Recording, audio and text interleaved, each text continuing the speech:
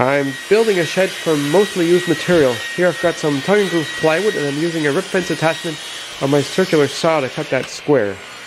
The base of the shed is going to be made out of some pressure treated 2x material, and I'm using my circular saw rip fence attachment to cut that to width and then using a speed square to cut it to length and square.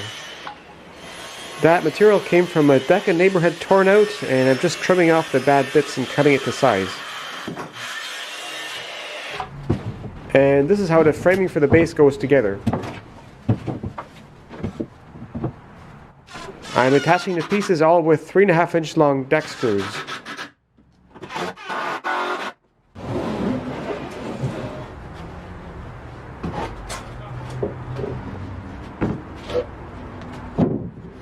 And now using more of that used plywood to make the walls. This is cutting the angle for the roof slope.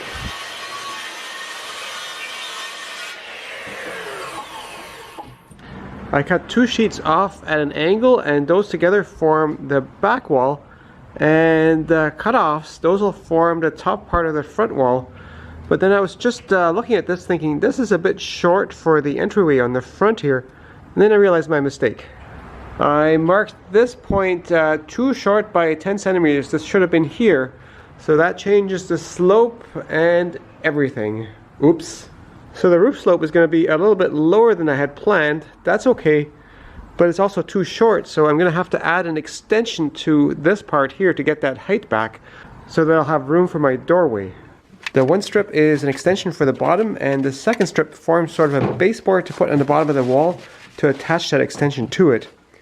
And I'm putting it on with construction adhesive. It's a great glue for when you messed up. And I glued that to the bottom of the back wall a few hours later.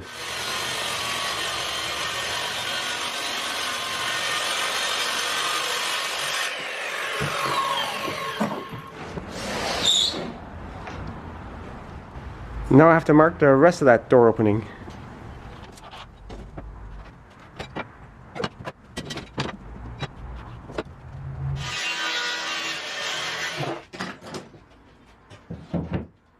Here's my front wall pieces. These notches are where the purlins for the roof support are going to fit into.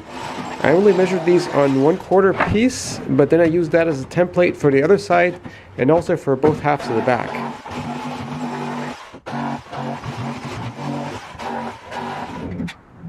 This header for the door is going to be the main thing that holds the front of the shed together, so I'm really fastening that good.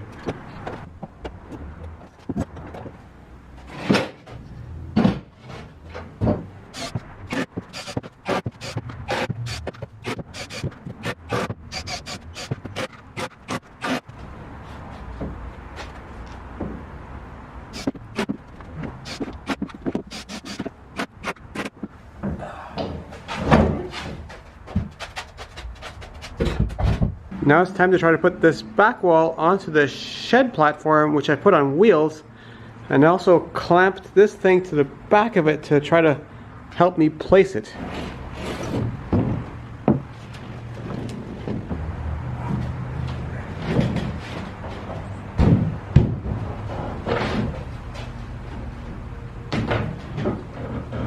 I used some of my long reach clamps to hold that in place for now. Now here's a sidewall, and I put these blocks on there to help me place it here.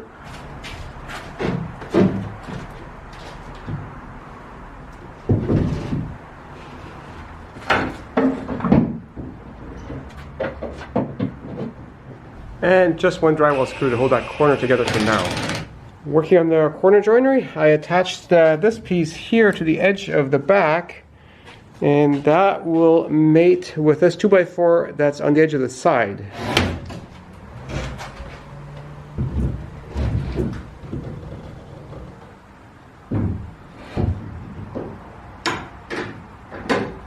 I redid the corners on this side to be like that side, and I've got my front face on here and these two little blocks here and here to position it vertically. Now I just need to tip it up.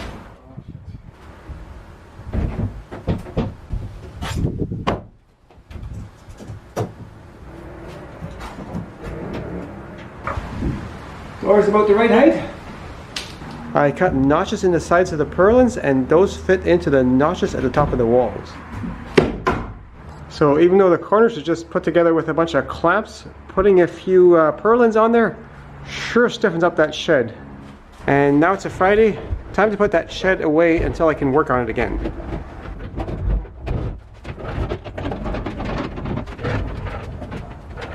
Let's see if the car still fits in the garage. If it does, I can put this project aside for a while. Ha! Loads of room.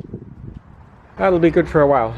For the roofing and siding, I ordered sheet metal similar to this, but that'll take a few weeks to get here.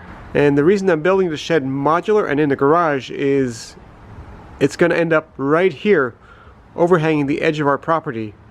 And it's a lot easier to work on it in the garage than right here.